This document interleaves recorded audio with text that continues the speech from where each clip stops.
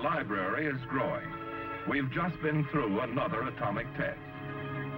For a military man, any one of us, the considerations, the problems of atomic warfare are better understood today than ever before. Military participation in Operation Tumbler-Snapper is a matter of record.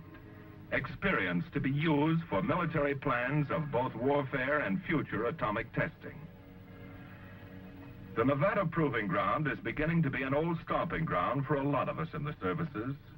On Tumbler-Snapper, as on Buster Jangle back in the fall of 1951, headquarters in the forward area is a boom town called Camp Mercury, lying some 20 miles to the south of the test area. This is the place for living, working, and any recreation you are able to squeeze into a very busy schedule. The Armed Forces machine for atomic testing was better oiled than ever before. Every element of that machine ran a good many long, hard hours, hot days, and cold nights to meet a rigid schedule of nuclear detonations. If you've ever been on an atomic test before, either here in Nevada or overseas at Eniwetok, chances are you've made a good many friendships with people you see only once or twice a year. It's a big fraternity, this Order of the Mushroom, and it's growing all the time, as more and more of us from all the services have an opportunity to be a part of this big effort to collect the know-how for atomic warfare. We're still on the ground floor, but the ground floor is getting a little higher on every operation. There's no such thing as a normal working day on an atomic test. The labor pains continue around the clock until the job is done. Because AFSWAP, the Armed Forces Special Weapons Project, is the joint service agency that plans and coordinates all of the military effects tests that are run on an operation of this kind, a special command, a test command, was created. Tumbler-Snapper, as Buster Jangle, was a combination weapons development and military effect test. A total of 8 nuclear weapons were detonated. Most of the military tests were run on the first 4 shots, the tumbler phase of the operation, consisting of 4 daylight airdrops. However, the 4th tumbler shot did play a part in the AEC weapon development program. The snapper phase of the operation comprised the last 4 shots. The weapons themselves were installed in 300-foot towers and fired during the hours of darkness. Snapper was almost exclusively devoted to AEC weapons development. Since comparatively few military tests were conducted on Snapper, let's take a quick look at that phase first, before we get into the heart of our story.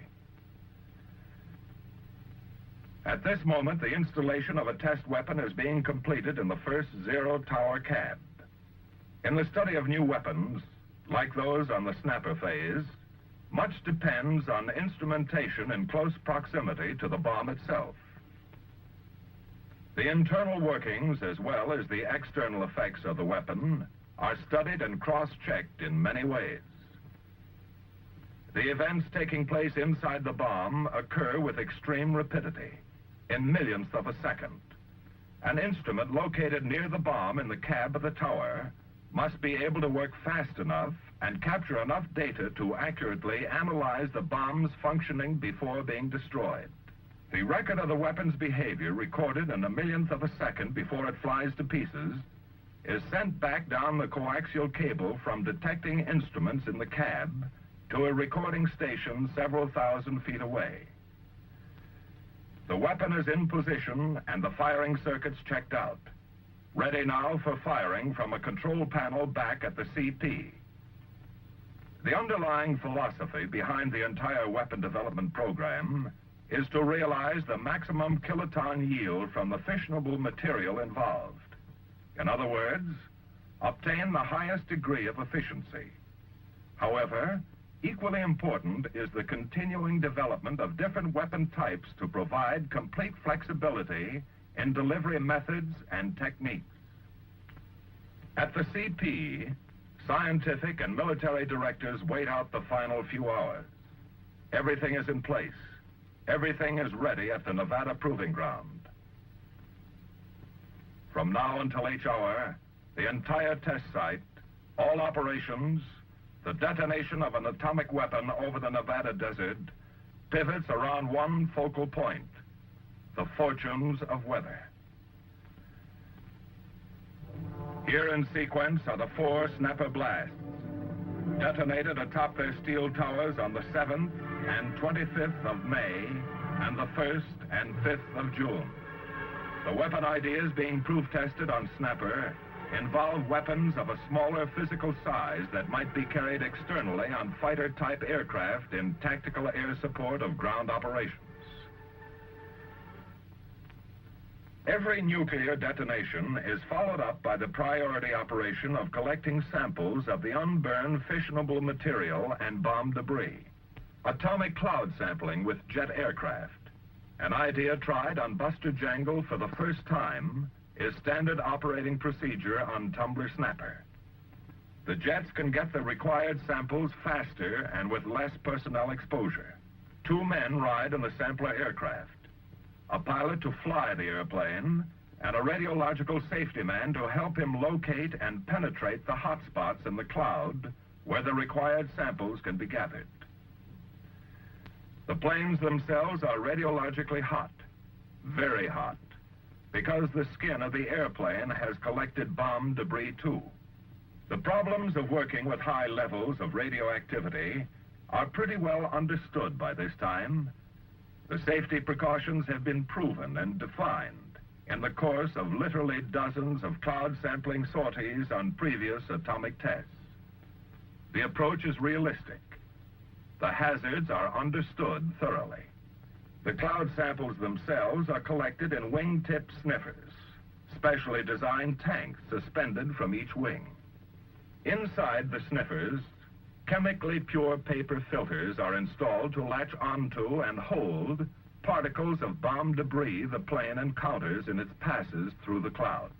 The operations are simple and literally eliminate the possibility of any serious personnel radiological contamination.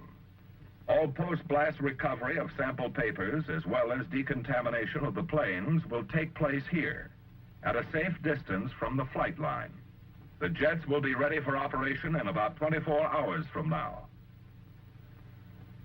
Once the sample paper from the sniffer is removed, it is placed in a lead coffin for safe transport to Los Alamos and complete radiochemical analysis.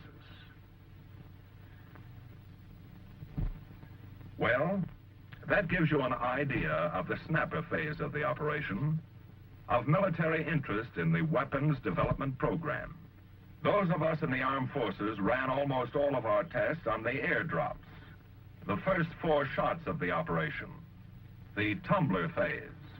On Tumbler, we had to get the answer to what was perhaps the most important military question with respect to the effects of atomic weapons since the proof test of the first bomb at Alamogordo. Back in about 1948, a series of curves were prepared on blast pressures versus distance for different heights of burst and different yields of bombs. All our offensive and defensive plans incorporating or considering atomic weapons were based on these curves. These curves are wrong. The error is severe according to more complete data collected on later atomic tests. Diagrammatically, an atomic detonation looks like this. 4 effects are produced: light, heat, radiation, and blast or air pressure. Since blast is the primary destruction force of the bomb, let's take a closer look at the blast portion of the event. The bomb is detonated in relatively cold air. The pressure wave produced by the energy released moves faster than the speed of sound in all directions at the same time, in what is known as the incident shock wave. The air is heated by the sudden compression caused by the shock wave. As the incident wave strikes the ground, most of the energy bounces back in a reflected wave. The resultant peak pressure in the reflected wave is about double the pressure in the incident wave, thereby doubling the destructive power of the shock force, or front, moving across the ground. Because the air behind the incident wave is hot, the reflected wave can move faster and gradually compress the base portion of the incident wave into a wall or stem of boosted air pressure, called a Mach Y stem. On a graph, the event looks like this. The greatest pressure, of course, is produced at ground zero by the combination of the incident and reflected waves.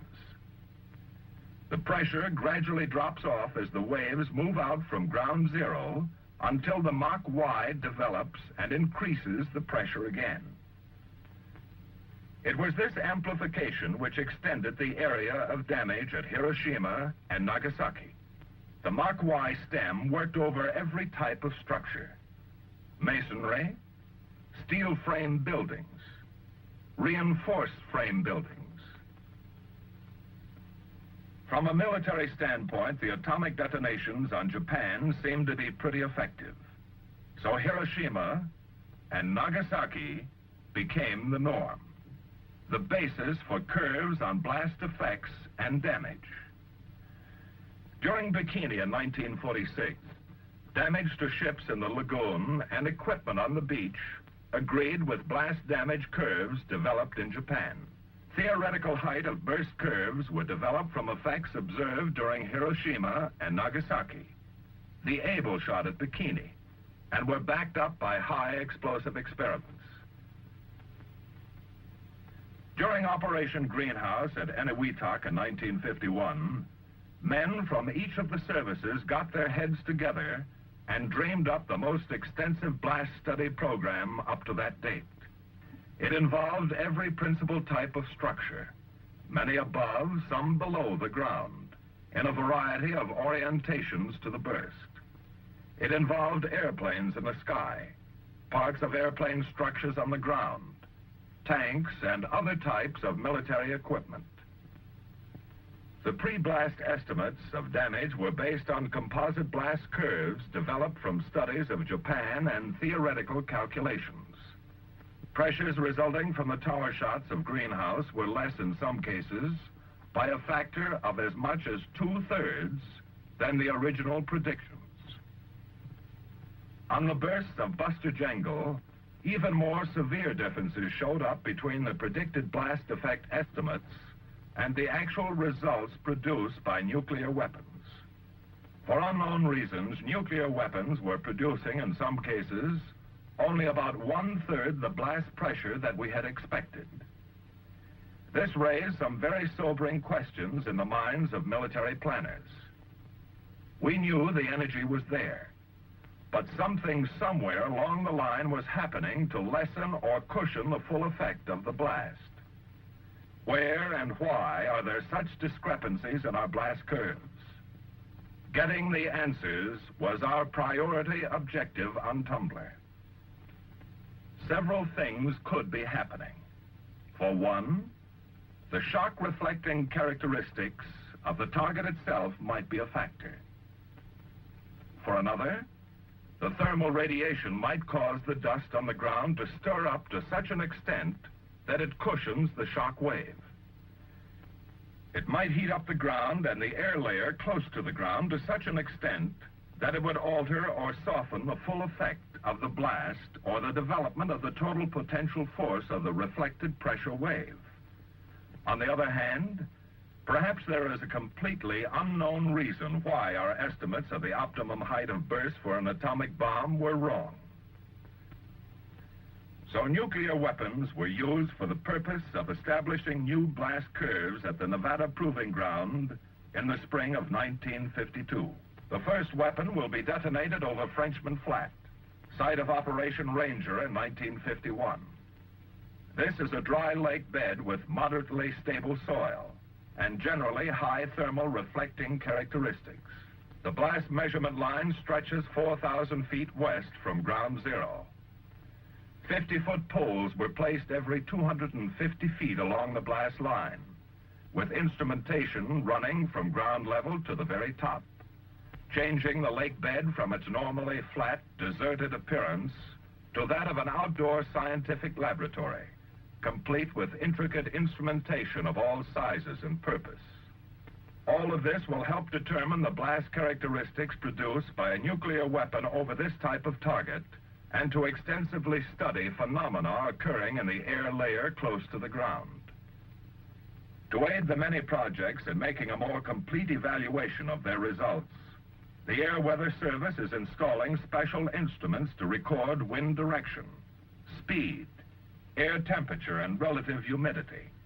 This data will help by recording the exact meteorological situation around the test setups at shot time.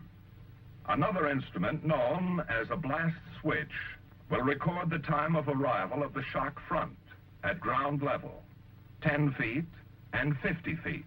These are installed at stations along the blast line to give us additional information on blast and its behavior as a function of time and distance from zero. The next set of instruments, Wianco gauges, located at 3 elevations on the pole, will measure variations in pressure with time and distance. Gauges on the pole are parallel to the blast line, and at ground level are flush with the earth. The gauge itself incorporates a pressure-sensitive recording element placed behind the hole in a 17-inch baffle. We're trying every angle and every gadget we can to find out what really does happen when an atomic bomb kicks out fiercely at the world around it.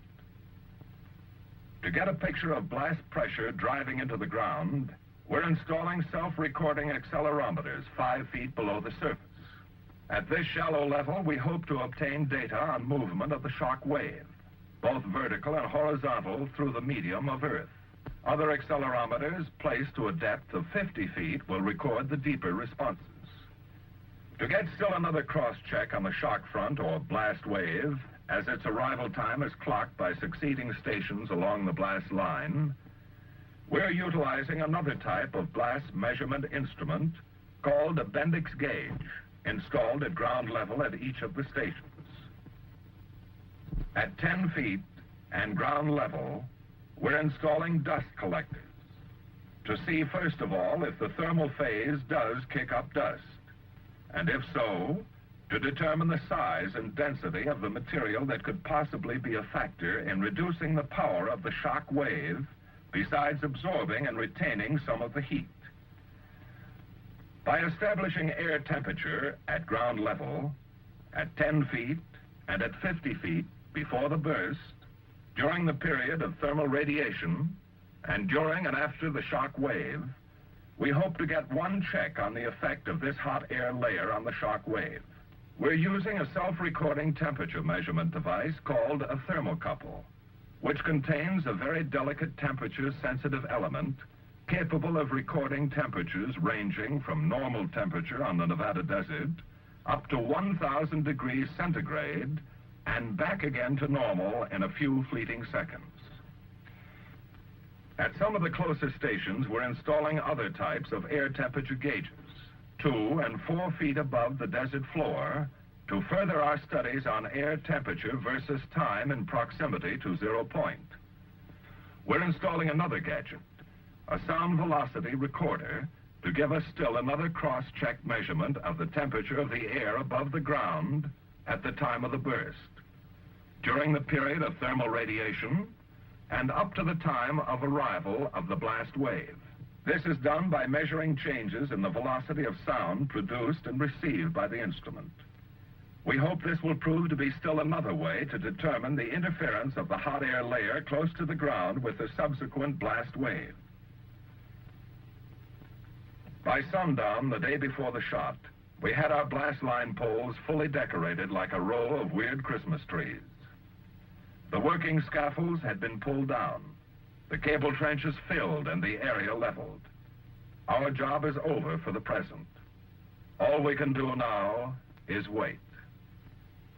What has been feverish activity during past days and weeks suddenly becomes quiet, studied, in a way desolate. This is the last check, the final inspection by Los Alamos and military test directors as they survey the blast line with its complicated array of instrumentation above and below the ground. All is secure. Frenchman Flat stands alone and ready for the first shot of this operation. Shot day, 0 hour minus 10 seconds. The drop plane has released the first weapon of the operation. And as the bomb falls, smoke rockets are fired to form a grid.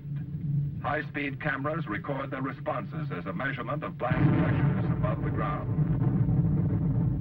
This bomb is not a test of a new idea, but a weapon with a 1 kiloton yield detonated at an altitude of 800 feet to closely correlate the effects with the low-yield bomb of Buster Baker. Once the dust is settled and the safest routes for re-entry are chosen for us by the RadSafe people, we quickly move back to the blast line stations to recover our instruments and their very hard-to-come-by data as soon as we can. Although radiation levels are high and working time is short, it's perfectly okay for us to go in and pick up our priority data. We're all understandably anxious to get the answers, although this may take weeks or months of study and evaluation before the final determinations are made. With the first shot of the tumbler phase completed, we're taking the rest of the weapons north, some 10 miles across a ridge of mountains into the next valley, Yucca Flat, site of the Buster operation, to try different heights of burst over a completely different type of target. Stretching to the south, 12,000 feet from ground zero, are the various military effects measurement lines. The blast line here is basically a duplication of the Frenchman Flat blast line.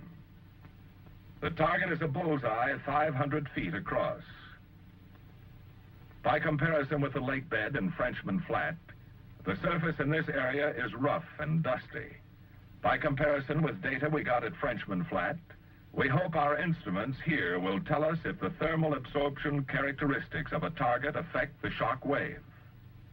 Here we will also get a valuable check on the effect of the height of burst, on the development and effectiveness of the shock wave and Mach Y stem.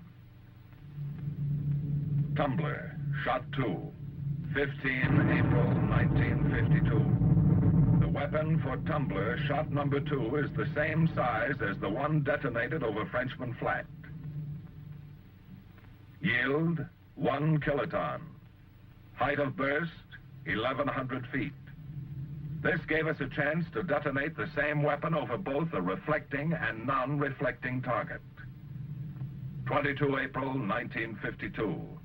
Tumbler, shot 3. Weapon yield, 30 kilotons. Height of burst, 3,500 feet. The same scaled height as shot number 2. These two tests should together provide an excellent check on the normal blast scaling laws.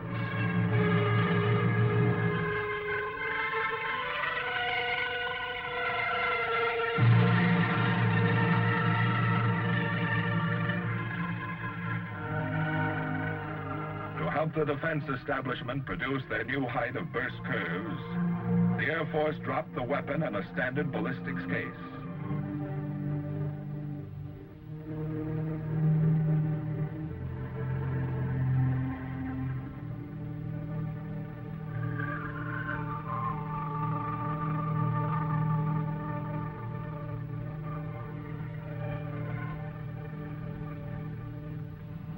Tumbler, shot 4, H minus 1 minute.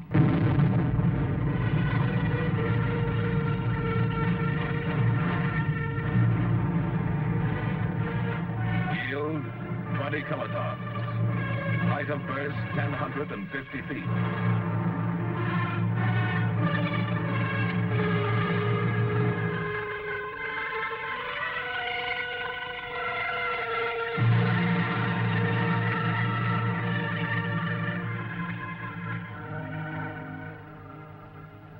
We have had the opportunity to measure and study the characteristics of blast, the basic destructive force released by an atomic bomb.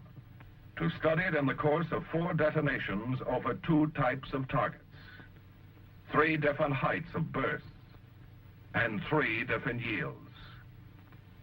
The Tumbler operation provided good experimental data on which we can base new height of burst curves for operational use. These curves falling between the old theoretical curves and the data obtained during Buster, providing for the first time experimental proof of the advantage of detonating an atomic bomb high in the air when weak targets such as aircraft are involved. We also found that the normal cube root blast scaling laws developed from high explosive tests apply to the blast pressures from atomic weapons. A new phenomena which may account for the low pressures measured on previous tests was observed for the first time on the 4th shot of Tumbler, a so-called precursor pressure wave moving out from ground zero in advance of the incident shock wave from the bomb. This precursor wave may be caused by the intense thermal radiation released at detonation. We'll have to study, analyze, and cross-check, and then return to our outdoor laboratory again to proof-test our findings. But blast phenomena wasn't the only thing studied on Tumbler. Let's go back and take a look at some of the others. Before Tumbler, there was little information about the effects of blast on aircraft dispersed in the vicinity of the burst. We didn't know for sure how much blast pressure an aircraft could withstand and still take off on a mission. So we moved a variety of aircraft types into stations at various distances from ground zero. The aircraft themselves were positioned in a variety of orientations to the burst. Some faced directly into it, some directly away, some at oblique angles, some at right angles. Will orientation be a factor? If so, how much? Since a fighter is built to withstand greater load factors than a bomber, will the fighter sustain less damage? Will jet planes, which are built to withstand the great pressures of high speeds, sustain less damage than conventional aircraft? We're primarily attempting to define the damage area limits under the different conditions of detonation. So if a plane was not damaged on one shot, we moved it closer for the next shot in an effort to find the breaking point. Some aircraft themselves are instrumented to record the strains and pressures inflicted upon them. We're backing up the instrumentation in the planes with thermal measurement instruments near them on the ground. We have positioned some of the planes behind shields and revetments to help us analyze the value of passive defense for enemy aircraft and for our own planes. We're going to get a lot of valuable information, too, on the effort required to return aircraft to an operational status after exposure to a burst. Shot day. The effects of an atomic bomb on aircraft.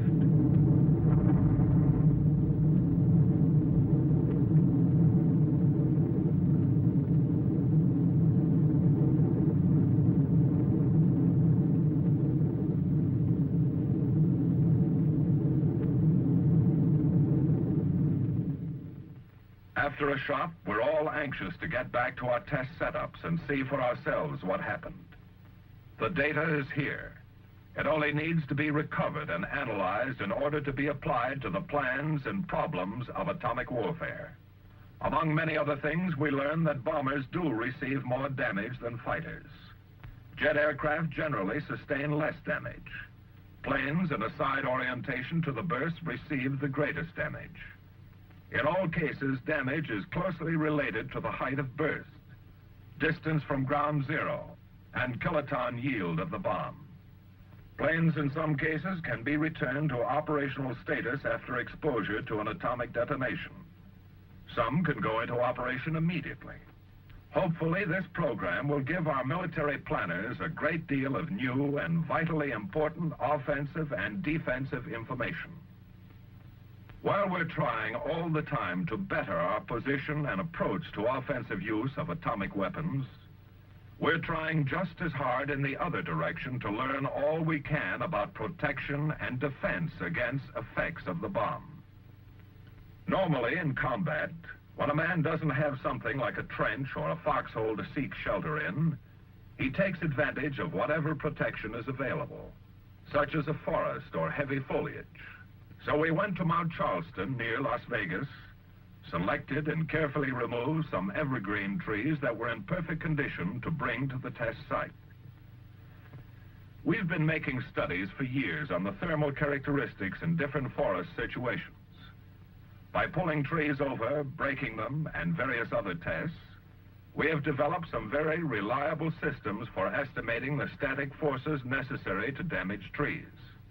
Now we need to learn the reaction of trees to the dynamic forces and thermal radiation produced by atomic weapons. Once the trees arrived at the site on special trailers, they were carefully removed to minimize the amount of breakage and planted in concrete foundations at varying distances from ground zero. Since we know the breaking point of these trees pretty well, we're trying to place them in positions and at distances to measure how much the trees will bend under the shock wave forces. Then we know how much more it would take to break them. We're instrumenting the trees with strain gauges, scratch gauges, and other gauges.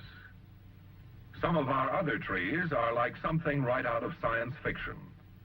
During the operation, they took on the nickname of lollipops.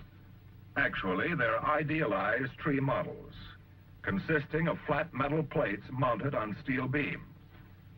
The lollipops are instrumented to help us determine the motion and bending strain on trees subjected to the fierce pressures in the shock wave. This combination of real and idealized model trees will also help us to get a good reading on the drag forces of tree crowns. Fires may be a discouraging factor too. So we're setting out a variety of things that could ignite and burn in a forest. These are known as forest fuels, materials that might carpet the floor of any forest, such as logs, pine needles, beech leaves, cheatgrass, moss, and fir needles. The blast and fire of an atomic bomb are even more dangerous in populated areas. So we're exposing specimens of common structural details, covered and uncovered wall angles, some bare, some exposed with materials that will ignite easily, approximating inflammable trash found in almost any urban area, plus various types of roofing. All of these structural components are without defects that would tend to cause them to ignite or burn. All of this to determine the vulnerability of building components to ignition and sustained burning from atomic weapons. We're also setting up cubicles or miniature buildings to relate the study even more specifically to the problems of a city exposed to an atomic bomb. To find out what ignites inside, we're installing various types of furnishings, such as wood tables and chairs.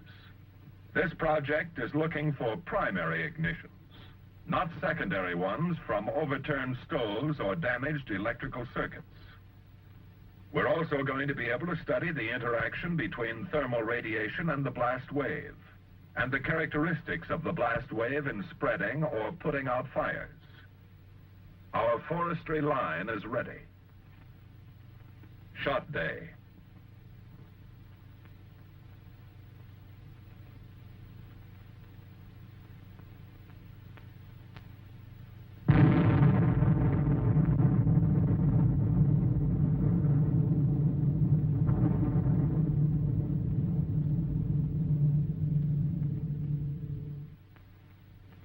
About shockwave effect on our trees, we learned that they are fairly flexible even against the dynamic force of the bomb. There was a minimum amount of breakage and little damage from flying missiles. However, all of our stations did not come out unscathed. We found that with trees in good condition, generally good thermal protection will be available, thus lowering the degree of burning and the ultimate area of damage. But a full evaluation of their blast protection or hazards will depend on more extensive tests in the future. Our fuel samples were upright to provide the most ideal conditions for igniting and to help us find the limits of the bomb's ability to start and blow out fires. It is only relatively close in that the shock wave blows out a fire. Our miniature buildings and structural specimens gave us valuable data and confirmed many predictions. Sustained burning will not occur if structures in good condition are beyond the primary blast area. After the heat from the bomb has diminished, the fire will generally go out. There would probably be some ignitions through open and broken windows. Then we set out to broaden the foundation of knowledge on which we can reliably base troop participation in atomic warfare. First of all, we want to learn more about the effect of atomic bombs on the combat tools of ground troops. So we're going to let the blast work over a wide range of implements used by soldiers in the field. A cross-section of everything that rolls or shoots will be exposed in a variety of orientations to the bursts and at several distances from the detonation, from large artillery units and heavy machine guns to light weapon emplacements. Shot day, Camp Desert Rock, H-5 hours. Throughout much of recorded military history, it's clear that the effectiveness of troops is geared to their psychological attitude toward the weapons used and situations encountered.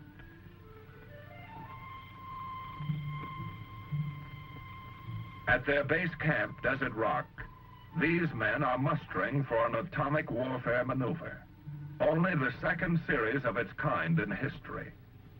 Though they're very much a part of Tumbler-Snapper, they operate independently as they would on a military maneuver. They've all been thoroughly briefed on the hazards, precautions, and techniques of their tactical operations in the area of a nuclear detonation.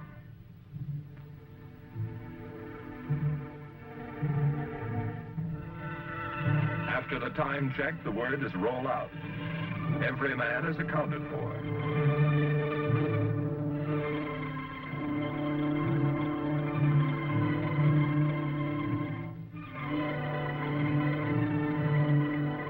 Every man has his own film badge to record the degree of his own personal exposure. Every group is accompanied by trained radiological safety monitors to be with them in the contaminated areas.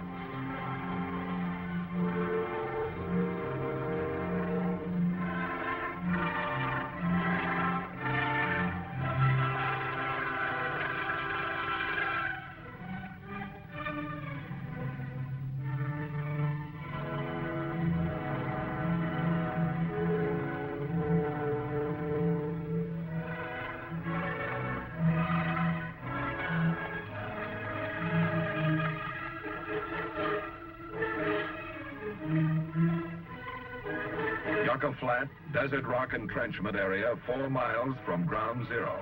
H-90 minutes.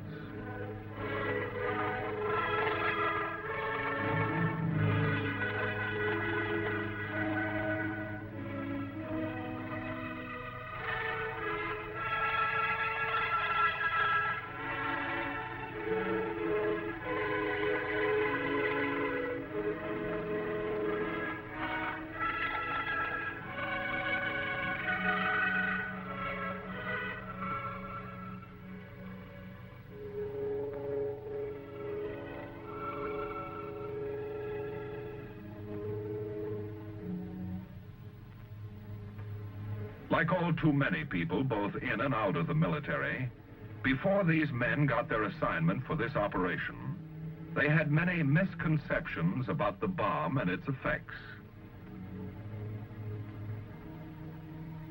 Some of them thought they would never again be able to have families. Some of them expected to be deaf or blind. Some of them expected to glow for hours after the bomb went off. Like so many people, many of them were afraid. They had never taken the time or invested the effort to learn the facts about what to do in case of atomic warfare. These men have been indoctrinated in what goes on and what to do when the bomb goes off. Any doubts that are left will be eliminated after the full experience of this operation. Planning-level observers from throughout the defense establishment have an opportunity to study the maneuvers from close range. H hour minus 5 minutes.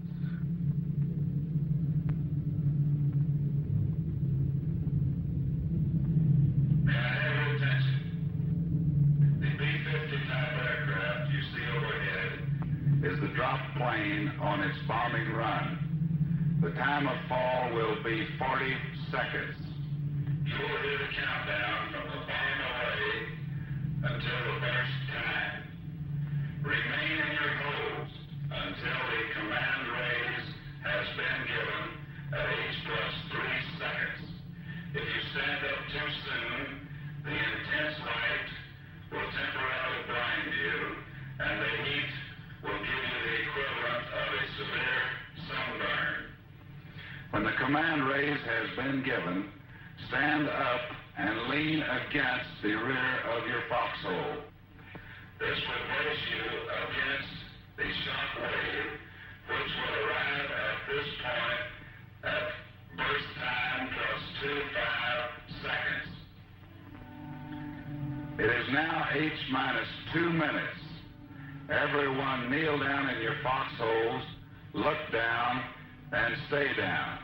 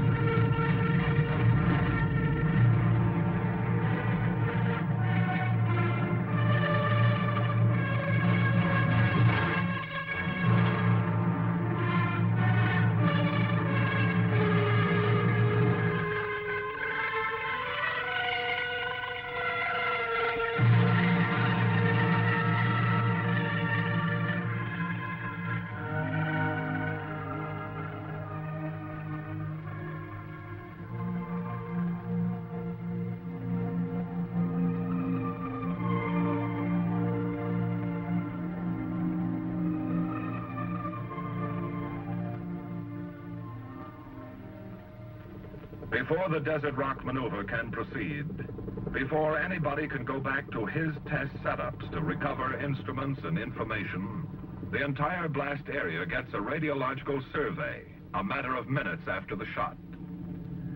The armed forces are responsible for all radiological safety on the operation. This is very important experience for military preparedness as well.